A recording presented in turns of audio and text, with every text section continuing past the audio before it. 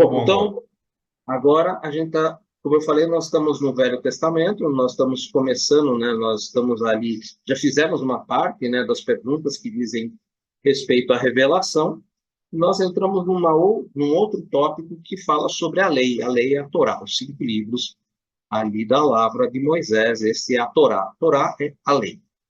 Porém, antes da gente iniciar, né, como a gente sempre faz, vamos elevar o nosso pensamento a Deus, a nosso Pai, à espiritualidade amiga, aos bons espíritos que nos acompanham, ao mentor desse trabalho, aos nossos mentores individuais, que permitam que nós possamos, através do fluido cósmico universal, estabelecer uma corrente de sintonia em que nós aqui, no CETREL, e vocês que acompanham pela internet, todos nós mergulhados no austo divino do Criador, o fluido cósmico universal, possamos estabelecer essa corrente de sintonia em que os nossos mentores, o mentor desse trabalho, os espíritos simpáticos que nos acompanham, possam nos inspirar, nos intuir, e assim juntos nós possamos construir a verdade, trazer esse conceito de verdade cada vez mais próximo da verdade do Cristo. Eu sou o caminho, a verdade e a vida. Esse simbolismo da palavra verdade, que é uma verdade relativa e que está de acordo com a capacidade de nós, no mundo de provas e expiações, compreendermos e entendermos tudo aquilo que Cristo vem nos apresentar dentro das nossas capacidades cognitivas que nós temos, tanto de interpretação como de contexto. E juntos nós podemos, sim, estabelecer essa verdade relativa que vai aplacar os nossos corações, que vai trazer para nós refrigério para as nossas vidas. Agradecidos, então, a toda essa espiritualidade amiga, aos benfeitores que nos acompanham, vamos dar por iniciados os estudos do livro O Consolador, à luz da doutrina espírita, com a prece que o próprio Mestre Jesus nos ensinou. Pai nosso que estais nos céus, santificado seja o vosso nome. Venha a nós o vosso reino, seja feita a vossa vontade, assim na terra como nos céus. O pão nosso de cada dia nos dai hoje. Perdoe as nossas dívidas, assim como nós perdoamos os nossos devedores. E não nos introduzas na tentação, mas livra-nos de todo mal, que assim seja. Graças a Deus, graças ao Mestre Jesus. Como eu falei, nós estamos no tópico lei. Nós já fizemos a pergunta 268, os 10 mandamentos recebidos por Moisés no Sinai. Base de toda a justiça até hoje no mundo foram alterados pelas seitas religiosas. Fizemos, e hoje nós estaríamos trabalhando a 269, tá? Exatamente, 269. Eu vou compartilhar então a tela com vocês e vou fazer a leitura. Eu vou falar para vocês uma coisa importante, tá, gente? Essa semana foi uma semana bastante conturbada para mim, eu não consegui dar o valor específico que eu deveria estar dando para essa obra. Afinal de contas, eu estou aqui nesse momento como um coordenador, um facilitador, né, no estudo dessa obra. Eu deveria ter me aprofundado, e como eu sempre faço, normalmente escrevo textos e compartilho textos, hoje eu vou realmente colocar aquilo que na pergunta me chamou mais atenção, que me tocou mais os meus sentimentos, e vou contar aí com a ajuda de vocês para que a gente possa tornar essa reflexão mais produtiva, trazer aí um pouco mais o sabor das palavras de Emmanuel, trazendo para nós um pouco mais de refrigério nos nossos corações e nas nossas almas. Vou compartilhar.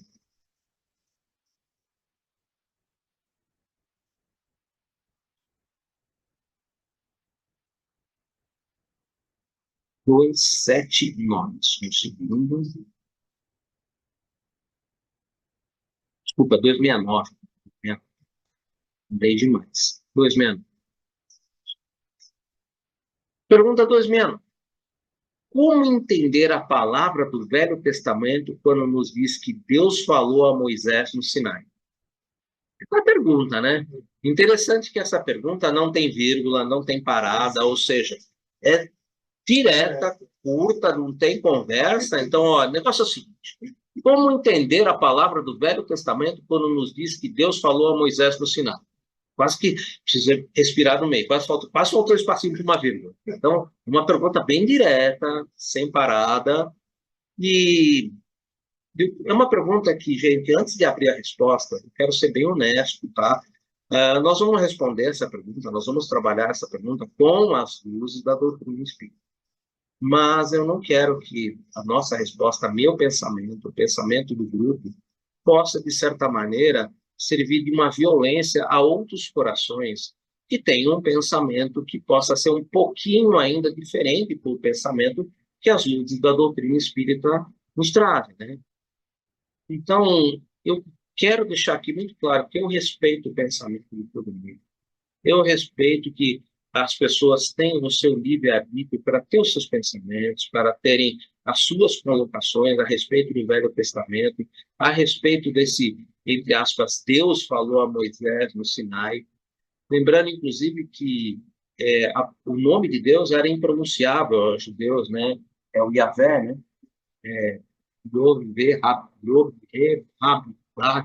Não sei nem pronunciar direito isso daí no hebraico, né?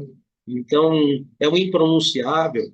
Essa ideia do impronunciável, do eterno Deus, como é traduzido, por exemplo, na Torá da Sefer, que é uma das que eu mais gosto, né? A Torá, ela tem uma tradução que é uma tradução que é utilizada normalmente pelo rabinato, pelos judeus, que é a Torá da Sefer, né?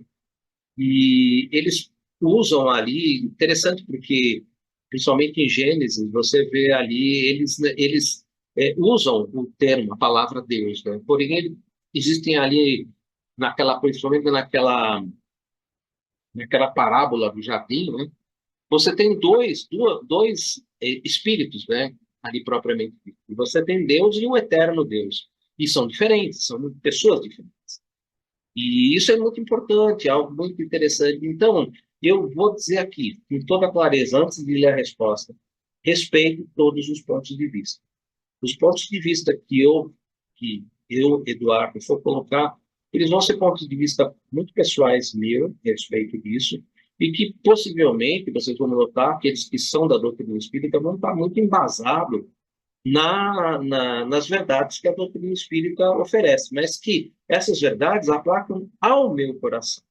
Eu respeito aqueles em que essas verdades ainda não tocam o coração e que têm ainda outras verdades. Então, para nós, como nós estamos estudando à luz da doutrina espírita, eu vou colocar as palavras que, para mim, Eduardo, elas me trazem um refrigério à alma, me aplacam ao meu coração.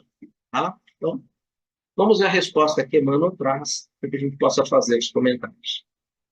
Estais atualmente em condições de compreender que Moisés trazia consigo as mais elevadas faculdades mediúnicas, apesar de suas características de legislador humano. Isso é um ponto, por isso que eu falei que eu respeito o ponto de vista de todos. Inclusive, como esse nosso estudo fica publicado, vou publicar o áudio, o vídeo, quero deixar muito claro que eu respeito todos os pontos. Mas nós estamos aqui estudando a luz da doutrina espírita. E à luz da doutrina espírita, hoje nós temos a capacidade plena, como o próprio Emmanuel nos coloca, de compreender que Moisés era um médium que tinha capacidade, que tinha faculdade de efeitos físicos.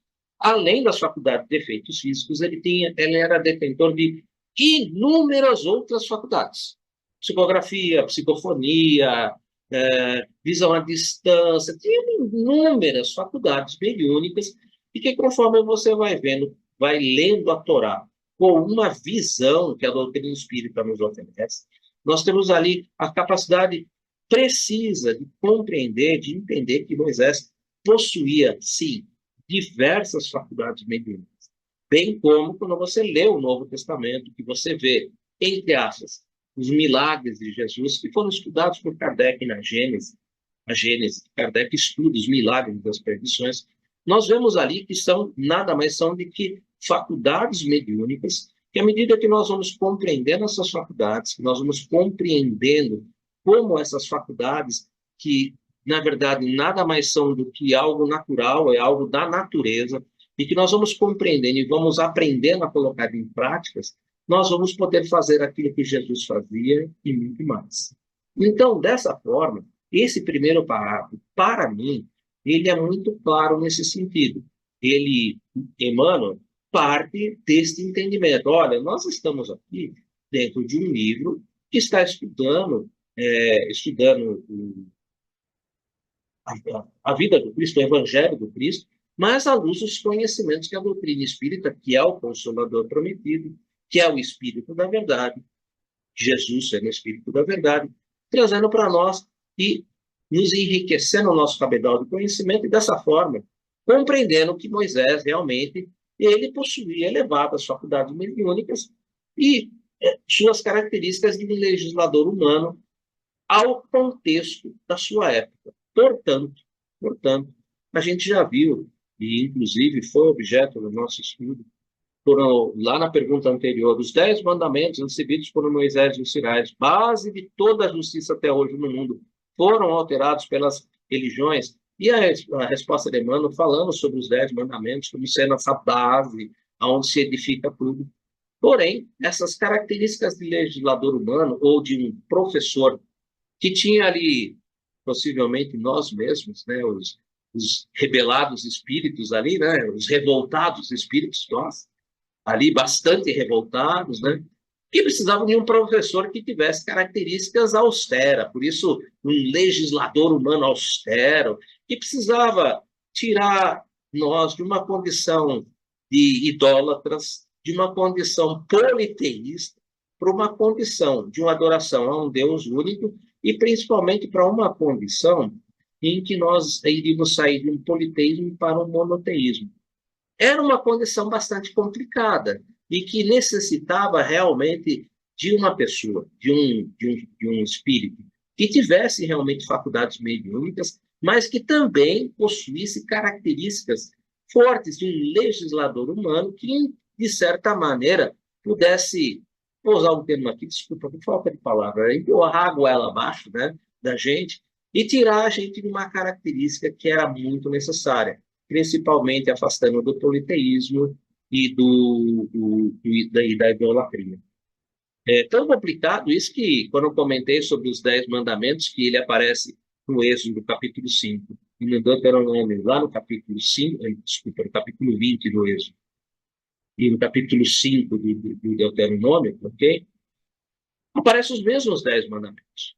E tudo ali consolidado. E Moisés, nos 4 primeiros livros, como um legislador, baseando-se em toda essa primeira, entre os 10 mandamentos ali do Êxodo, quando, ao avistar a terra prometida e ao escrever a segunda lei, que é o Deuteronômio, ele parte novamente lá no capítulo 5 dos 10 mandamentos e fazendo como um legislador humano, fazendo novas leis, que antes eram leis que eram dedicadas a um grupo que caminhava pelo deserto nômade e que agora não era mais para caminhar pelo deserto nômade, mas agora para se estabelecer em cidades. E as leis que valiam para um grupo nômade no deserto precisavam ser renovadas para que pudessem atender às necessidades de um grupo que agora se estabeleceria fixo em cidades. Então, esse legislador humano tem essas características, graças a Deus que ele tem essas características, porque elas foram muito necessárias para nos trazer ao momento em que nós nos encontramos agora.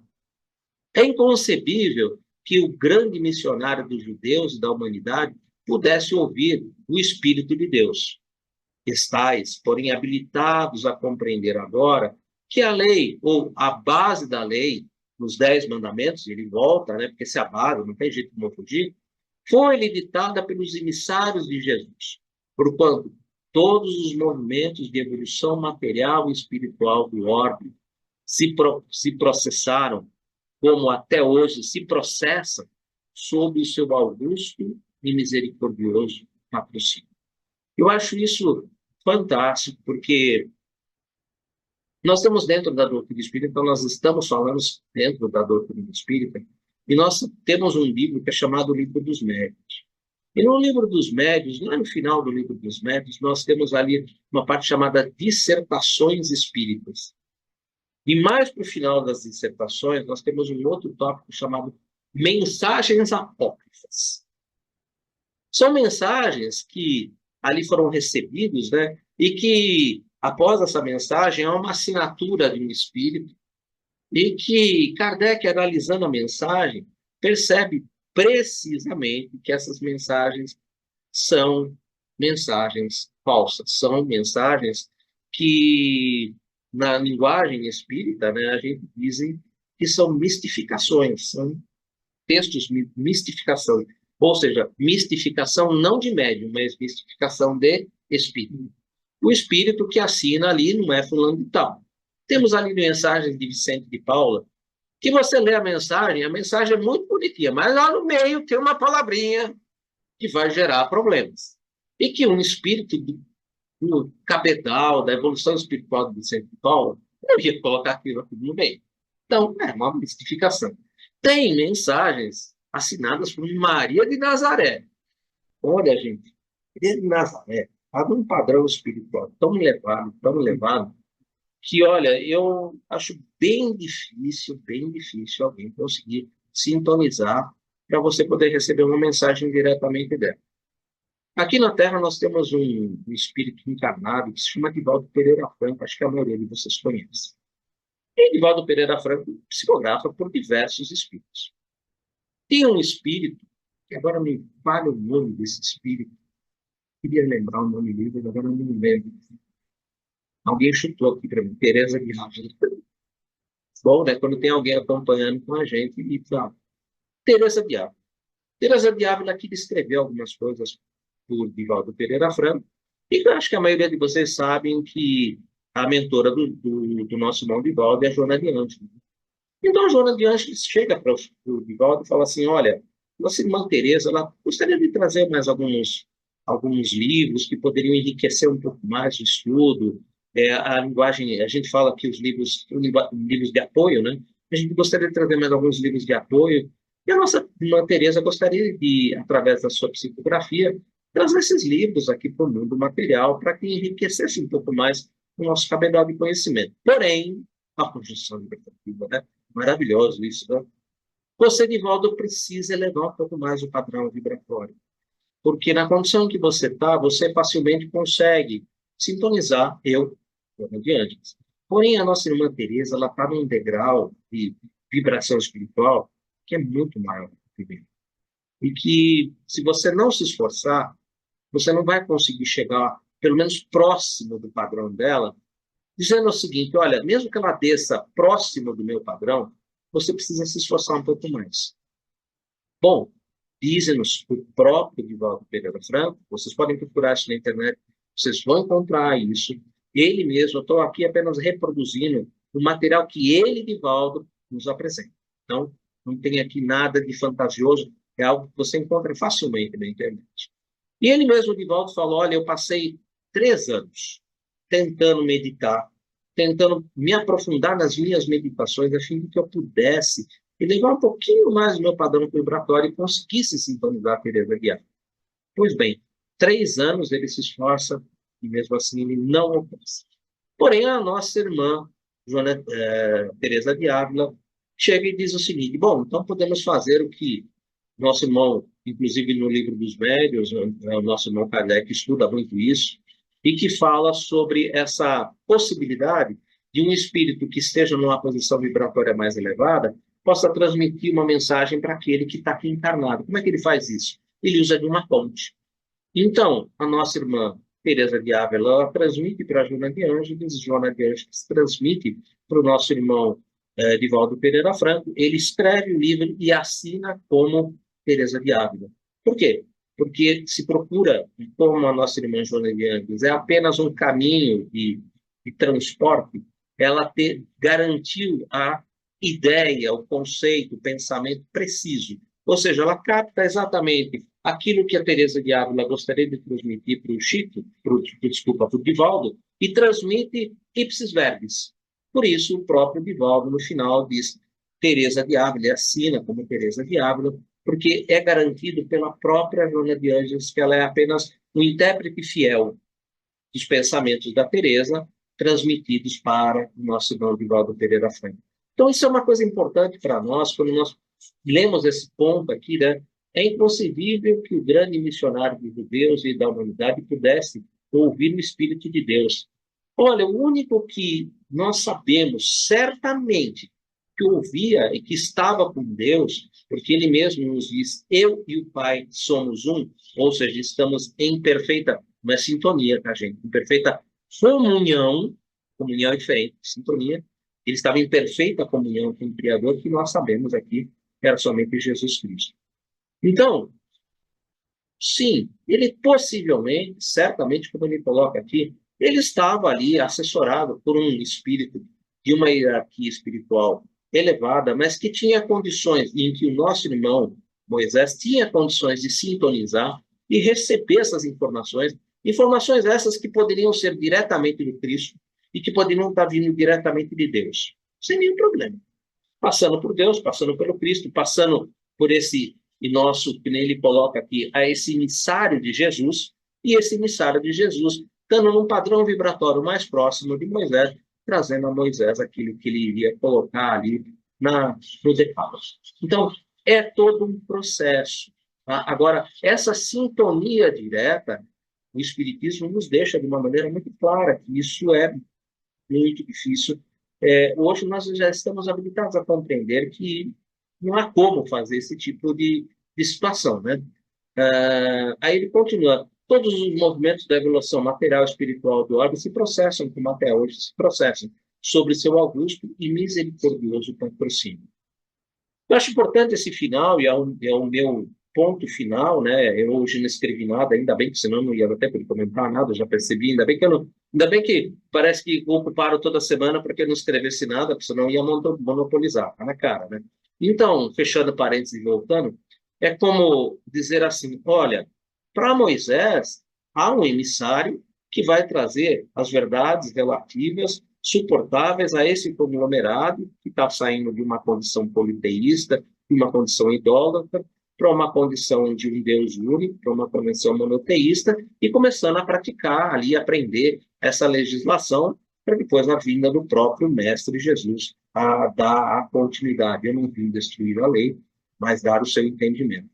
Mas isso não acontece, né? Como fica ali, processo sobre o seu augusto e misericordioso patrocínio, não acontece só com Moisés. A gente pode olhar no passado e que nos momentos em que a humanidade estava ali preparada para receber novas informações, para dar um caminhar adiante, há ali emissários do Cristo. A gente pode pegar ali no Bharagava Gita, a gente pode ver ali Krishna, a gente pode encontrar Buda no não é o Mahabharata, é o Mahabharata, né? O Mahabharata e outros, né? Porque os escritos de Buda são 3/6, né? O Mahabharata é apenas um pedacinho do 3/6, né? Então, mais de 480 verbos no Mahabharata e muitos outros. Então, no momento que um determinado grupo alcança ali a possibilidade de dar um passo além na compreensão da vida, no que é a vida, vem realmente um emissário de Jesus, que ali, sintonizando aquele que já está mais preparado, que consegue estabelecer essa sintonia, recebe esses ensinos e traz tudo isso para a humanidade. Eu não gostaria de deixar aqui de fora o grande Moisés, Mohammed, né, que é o... Não, Gandhi, poderia deixar de fora Gandhi, não poderia deixar de fora do islamismo, que é o Muhammad, que a gente chama ele de Maomé, a pessoa chama e também, né, porque perceba-se que nesse momento ali, se a gente pegava, por isso que eu não quis deixar de fora, porque eu acho importantíssimo, eu gosto muito do Corão, já li diversas vezes o Corão, e acho muito bonito o Corão, ele é muito simbólico, né, como o Velho Testamento é todo simbólico, né, mas acho ele muito bonito, e no momento em que aquele agrupamento ali era idólatra, tinha múltiplos deuses, vem ali esse espírito que sintoniza com, entre aspas, o anjo Gabriel, é o que nos diz ali, e esse anjo Gabriel, possivelmente um emissário de Jesus, e que traz ali, e que ele purifica a Caba, né? Porque a Caba é aquela coisa que, aquele quadrado em que eles ficam girando lá em Meca, né? Aquela é a Caba, né? A Caba, né? E dentro da Caba tinha todos os deuses que você pode imaginar. O que é purificar a Caba? Ele tira todos os deuses dentro da Caba e estabelece o monoteísmo, há um Deus único, Alá. Né? Então vocês percebem que as ideias, na verdade, elas surgem nos povos e sempre numa ideia de um Deus único, né, de um monoteísmo, né, de uma cultura a um Deus único, e principalmente sempre numa ideia que, de certa maneira, trabalha com o processo reencarnacionista. Seja lá com Krishna, seja com Buda, seja com o cristianismo, seja com o islamismo, a ideia é uma ideia sempre reencarnacionista. Então, na verdade, é bem direto aquilo que ele coloca, ditada pelos iniciários de Jesus, por todos os movimentos até a evolução material e espiritual do orbe, se processam até hoje sobre processos, sobre o seu augusto e misericordioso patrocínio em qualquer lugar, desde que ali exista um conglomerado já pronto para receber aquele momento, aquele upgrade, né, que as pessoas vão receber. Gente, é o meu ponto de vista, é aquilo que eu penso a respeito disso daqui. Volto a dizer, quando eu comecei a ler, que eu li a resposta, à luz da doutrina espírita, da maneira como eu, Eduardo, penso. Volto a dizer, respeito profundamente o pensamento das pessoas que têm um ponto de vista um pouquinho diferente do meu, ou muito diferente do meu, e tenho certeza que, enquanto esse ponto de vista está aplacando o seu coração, está te dizendo que isso daqui atende às minhas necessidades, o meu momento evolutivo, vai em frente.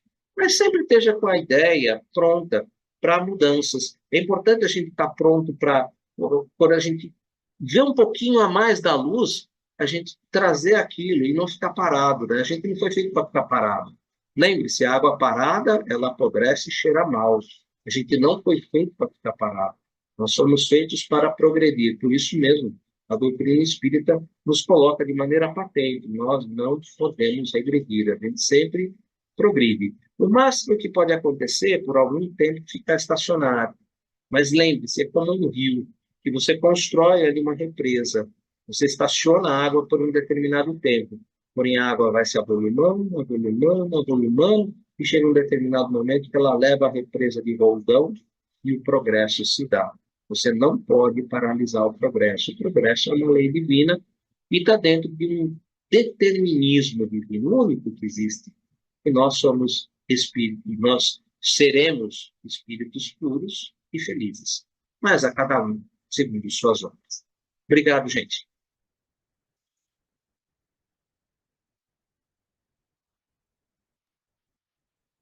E aí, quem quer começar? Vamos lá. Quando a gente começa, e boa tarde, gente, Boa entre tarde. antes, deu boa tarde. Quando a gente tem oportunidade como essa e esse momento do Consolador nos traz isso, né? A gente olhar, trazer um olhar para crenças nossas e tentar, não é subvertê-la, mas enxergá-la sobre outro prisma, né? Sobre outro olhar. Isso é bastante complexo, porque a maioria de nós veio de uma realidade extremamente dogmática e, de repente, nós estamos aí enfrentando esses dogmas. E, ao mesmo tempo, isso nos convida que essas dúvidas, elas não podem parar. Em nenhum momento nosso, inclusive no estudo do Espiritismo também, porque eu estava lendo esses dias John Milton, escreveu, é um filósofo britânico, ele escreveu uma obra seminal sobre a queda do homem que chama Paraíso Perdido. E esse livro caiu dentro de uma visão puritana, na época que a Inglaterra estava naquela questão que os puritanos estavam no comando do parlamento, Oliver Cromwell, e aí tinha uma espécie de censura prévia de livros. Ele vai ao parlamento e ele, usando o mito de Ísis e Osíris, que eram dois deuses egípcios, que lutaram contra Ra e pegaram a verdade de Ra e dividiram, para que Ra não encontrasse a verdade. Então, baseado nisso, ele fala o quê, Milton? A verdade foi esfacelada, a verdade foi patifada, a verdade está espalhada em muitos lugares. E talvez nós nunca, até o juízo final, não vamos entender a verdade como um todo. Mas cabe a nós procurar cada pedaço da verdade e conviver com tudo isso. E por isso nós precisamos estar sempre expostos ao máximo possível de coisas e ter as nossas mentes e corações abertos a tudo isso. Que é exatamente para a gente poder encontrar a nossa verdade. A verdade, ela não é nem dita por um, nem dita por outro, e nem deveria ser julgada. E aí vem a beleza desse manifesto do Milton, que é um dos maiores manifestos sobre a liberdade de expressão, quer dizer assim, a verdade não é nossa e não é de ninguém para nos dizer o que é a verdade. Nós vamos entender o que é a verdade com base no que nós construímos, com o máximo de informações que nós podemos trabalhar dentro de nós. É por isso que às vezes eu comento, né, que me dá muito desconforto quando falar, os espíritas são os trabalhadores da última hora, o céu é dos espíritas e tudo mais. Que eu falo, cara, o céu é de quem ama o próximo. O céu é de quem tem caridade. Se ele for um talibã e naquele mundo de talibã ele pensa em Deus e no próximo de uma forma pura, igual ao que é colocado no Evangelho, daquele que, de uma forma ou de outra, é a forma da crença dele para o próximo, tem tanto lugar no céu quanto qualquer um que, de uma forma ou de outra, coloca isso. E quando a gente está compreendendo essa realidade de Moisés e compreendendo essa realidade de verdades, né, esse tipo de questionamento tem que estar sempre com a gente. Kardec fez a religião espírita para evoluir. A gente tem as obras que nos auxiliam, e nesse ponto nós somos muito mais avançados do que outros que perderam esse caminho do espiritismo um pouco mais para e mais para a vertente do espiritualismo, né? Que são vertentes quase que competidoras, e quando se transfere a realidade da Associação Espírita Internacional de Paris para Londres, o espiritualismo toma frente do espiritismo, e é uma das razões, até esses dias a gente conversava, né, sobre por que aqui na Europa é tão difícil, porque realmente, ao ser transferido para Londres, o espiritualismo começou a tomar uma forma muito mais do que os próprios fundamentos de Kardec. Mas eu tenho certeza que, à luz do que foi nos trazendo o futuro, nós devemos estar prontos para podermos abraçar não só essas informações, mas como divulgar essas informações. Porque nós, de novo, eu queria muito ter muita gente jovem num estudo como esse, e a gente não consegue ter. E a gente precisa sempre pensar o que não nos traz para trazer aqui mais e mais jovens ou mais e mais pessoas para momentos como esse, que acima de tudo, não é uma religião, é um processo evolutivo moral. Eu acho que o espírita ele é cristão, mas acima de tudo ele é moral. E isso é um exercício nesse mundo cada vez mais complexo que nós convivemos aí, de mudança planetária e tudo mais. Nós seremos testados cada vez mais na nossa moralidade. Tá? E a gente volta um pouquinho naquela conversa da semana passada, né? Que Deus diz, olha, entra lá e pode matar todo mundo. Mas será que ele queria que realmente ele simplesmente vão lá e matam? O pessoal fala, não, não vou. Você está dizendo que eu posso, mas é errado. É errado fazer isso. E tu acha que ele ia ficar muito mais feliz com aquele que foi e matou, com aquele que resolveu não matar, né? Então, às vezes eu sou assaltado por essas dúvidas. Eu acho muito saudável tê-las. Eu queria dividir isso com vocês, meus amigos, sempre. Obrigado.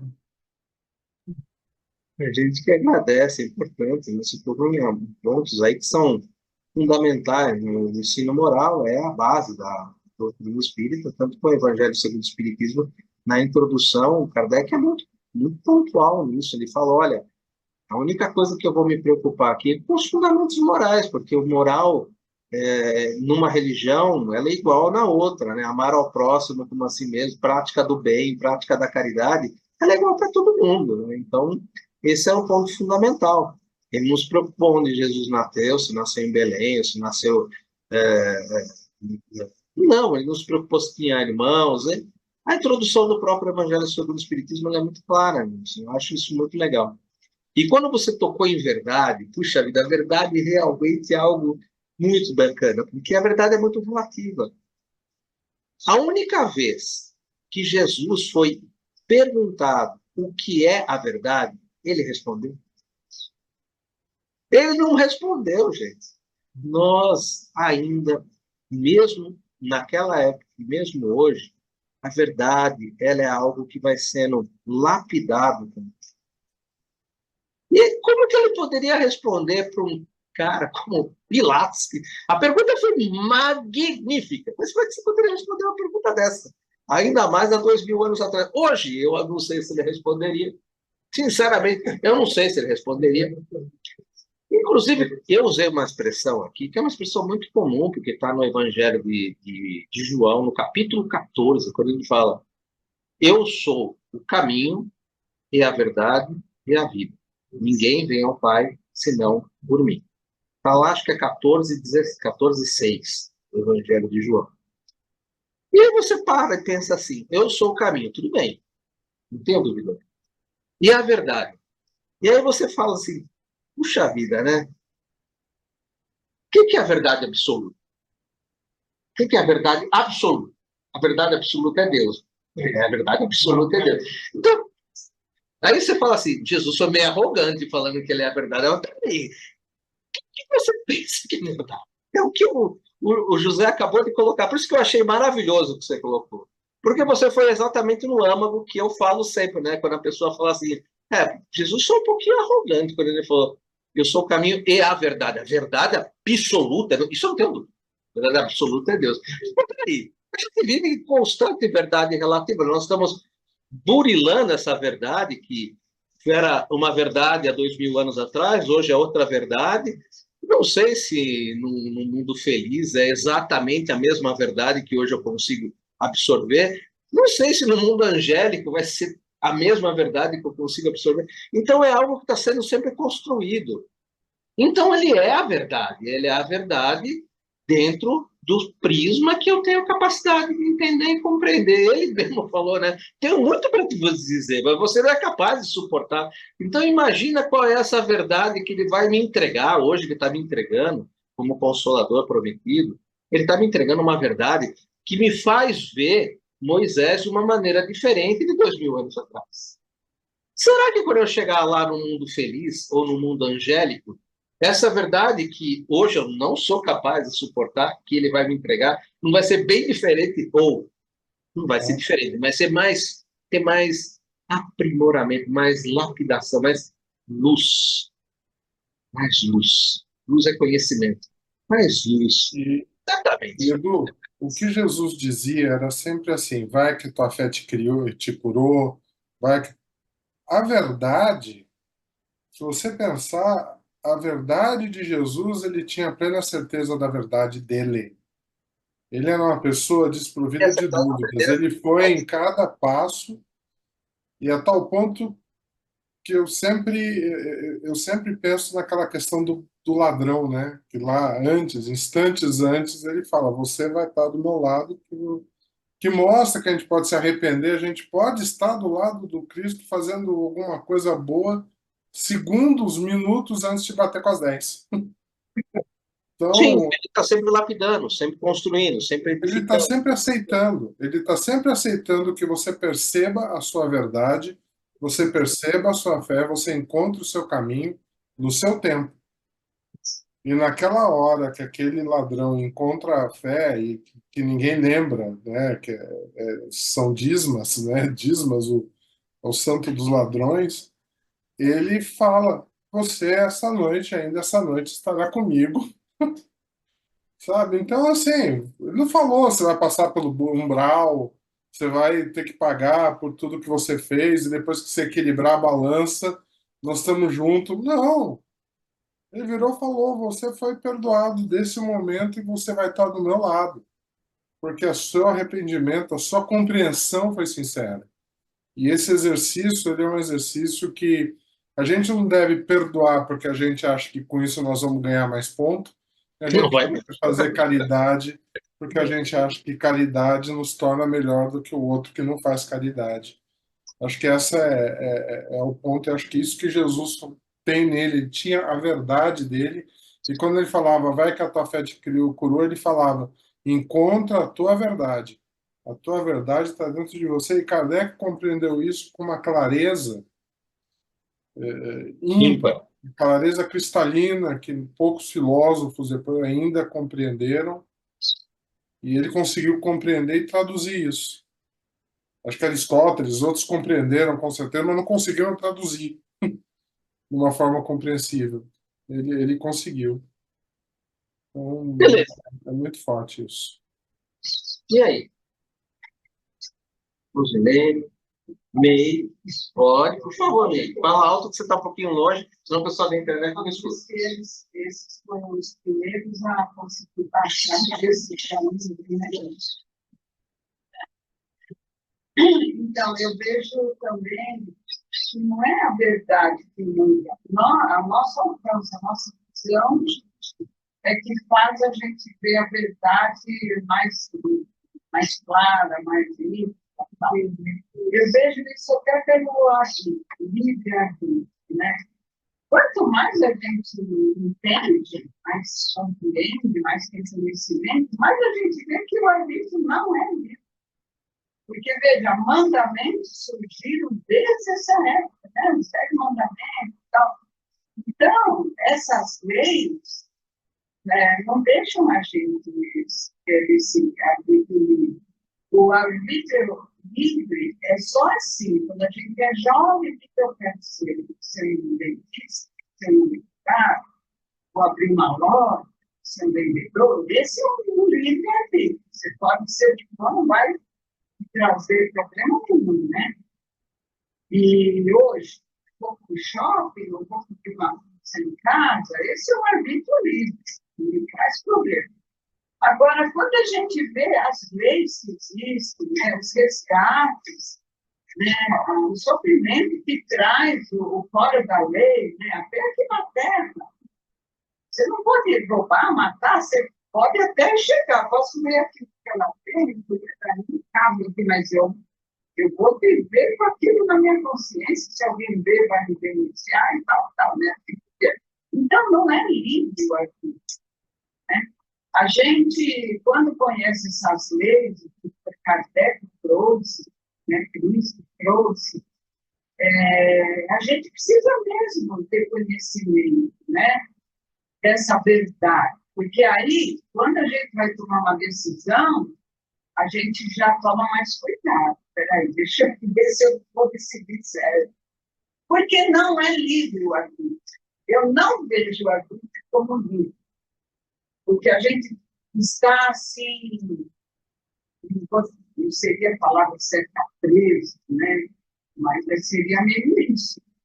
Há um mundo que tem que ser feita a vontade de Deus, né? E a verdade é um alcance que a gente vai tendo aos poucos para se inserir melhor no nosso contexto, na nossa realidade. E nem hoje é muito falado do propósito, né? A gente, que propósito, quando está com depressão, como se o propósito, quer dizer, é um cuidado que a gente tem que ter com o que vai fazer, com o que realmente vai produzir, vai ser útil na sociedade e tal. Então, eu vejo assim, né? A verdade, ela não muda, ela é imanente. Ela é uma coisa maravilhosa, feita por Deus. A gente, com a nossa ignorância, ainda com a nossa falta da visão, e a gente entende errado, entende de um jeito, de outro, e age também de acordo com o que a gente acha, né? E nem os malfeitores, eles acham que eles estão certos, né? Essa qualidade de política aí que a gente está tendo, eles acham que eles estão certinhos, o povo não é nada, eles têm que fazer como quer. Agora, eles não conhecem a verdade. Isso é uma verdade paralela criada por eles, não é da criação de Deus. Então, eu vejo assim, sabe, hoje, eu tomo muito cuidado. Eu vou fazer o meu dia e eu penso, será que Deus fez uma forma de propósito? Eu penso assim, né? Então, eu não vejo esse arbítrio como livre. Até a liberdade, né? A liberdade, quanto mais você tem consciência, mas você vê que tem limites para a liberdade. Você não pode ter liberdade para fazer o que você quiser, você tem que, né, respeitar o próximo, ver o que você não vai ser um empecilho para alguém, coisa do tipo, né? Então, é meio isso, tem que baixar lá da noite o que é o certo. Você me fez lembrar Paulo de Tarso. Ele fala assim, Não me é visto, mas dentro do nem todo aí que é para lei, ó. Olha, Nem todo. eu acho bem interessante o que a May colocou para a gente, mas é algo que, se a gente for abrir, nós vamos ficar aí abrindo mais uma aula.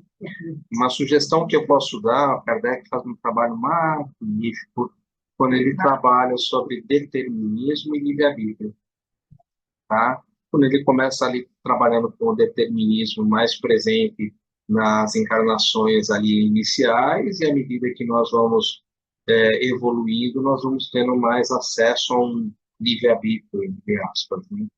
Então, esse determinismo e livre-arbítrio, eles existem em conjunto. No mundo que nós estamos, que é o mundo de provas e expiações, ainda há determinismo, há muitos pontos de determinismo e livre-arbítrio trabalhando em conjunto, tá?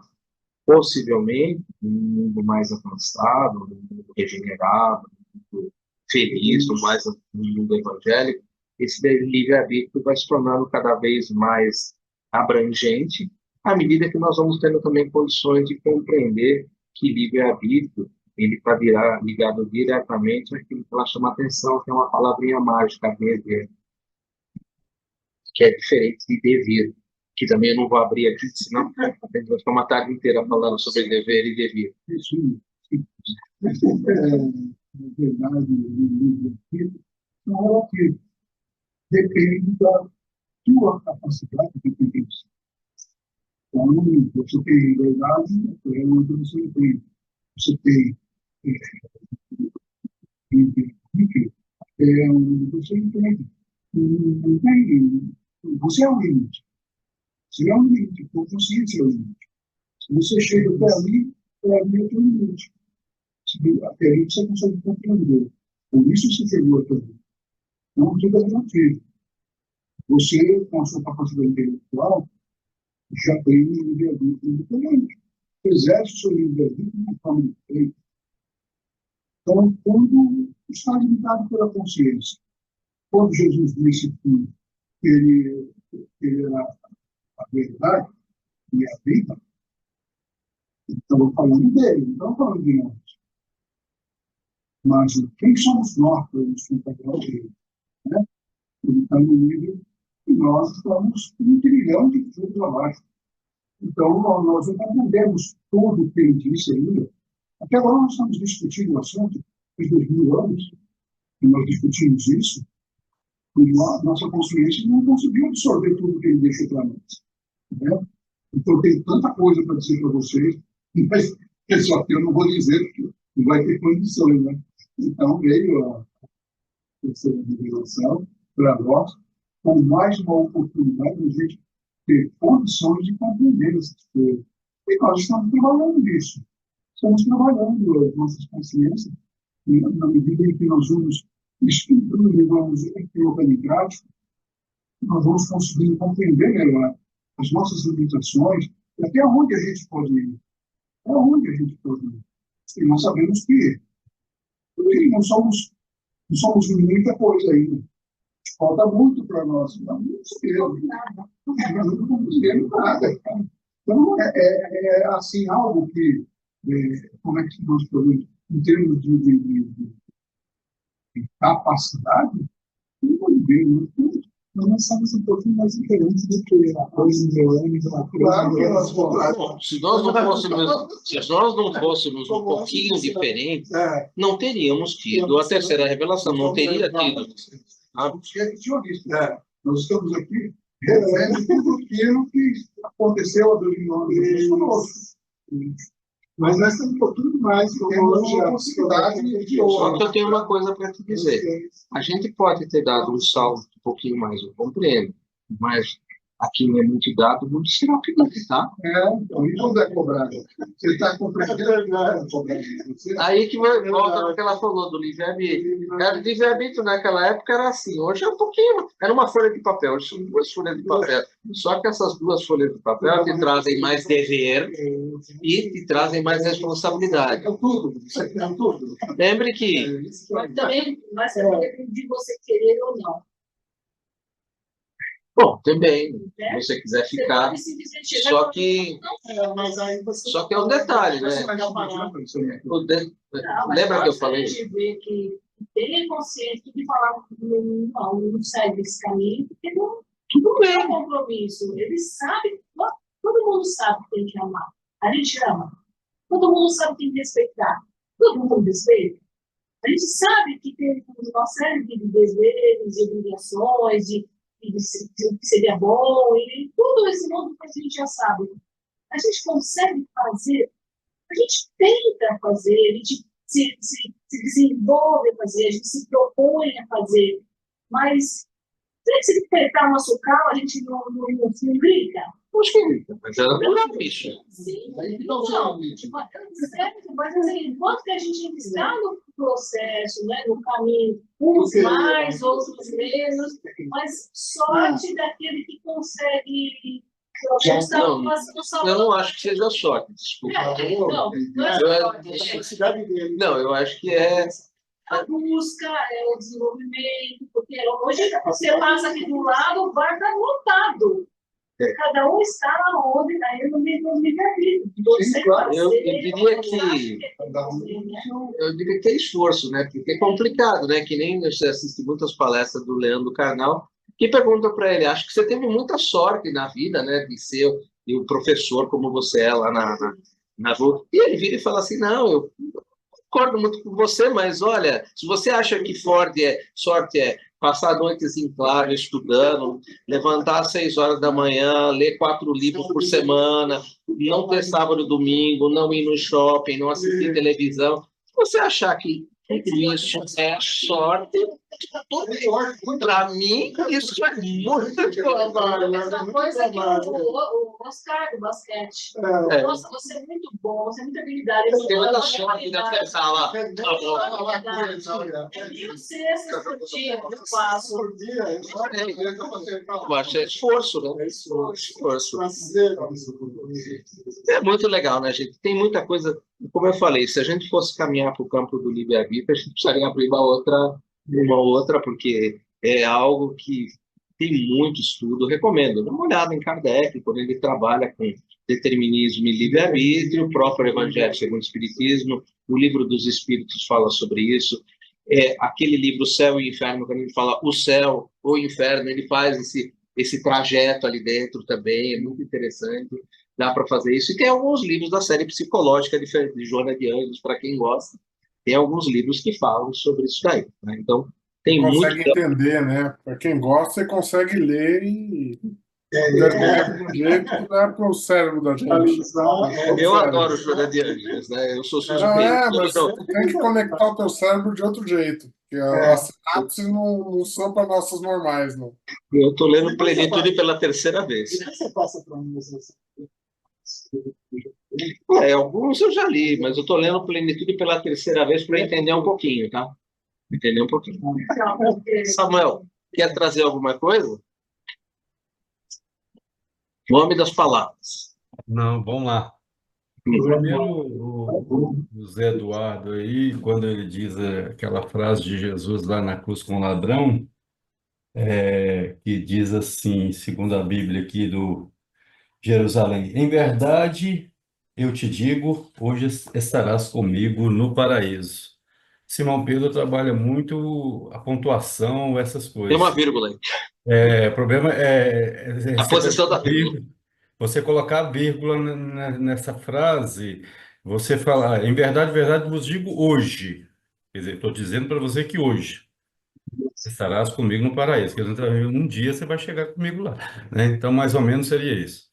Bom, então a gente tem que trabalhar um pouco pontuação.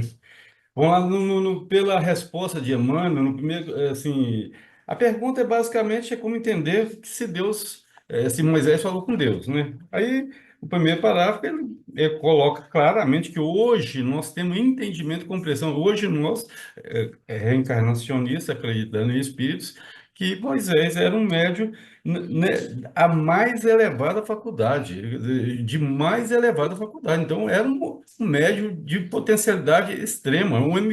Ele era um missionário de Deus, um emissário de Deus, tal.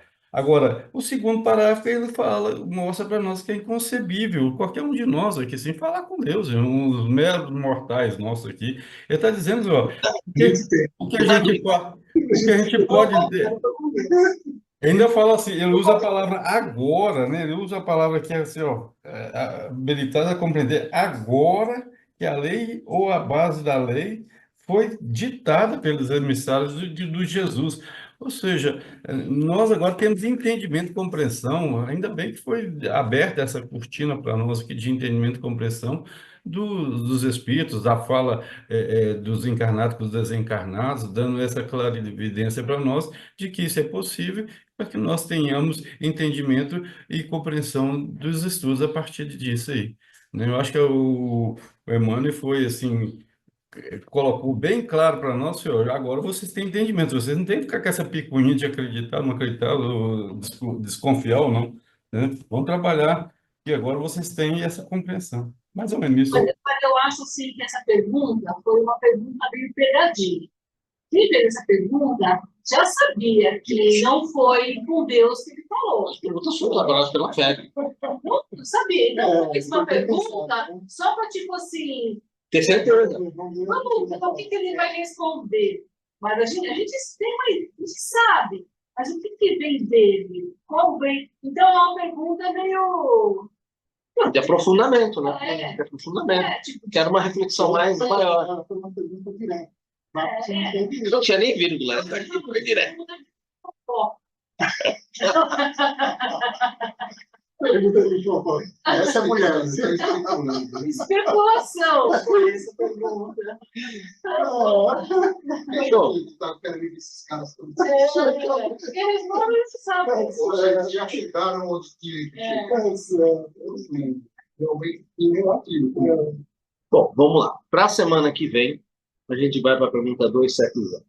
Apesar de suas expressões tão humanas, Moisés veio ao mundo como missionário divino?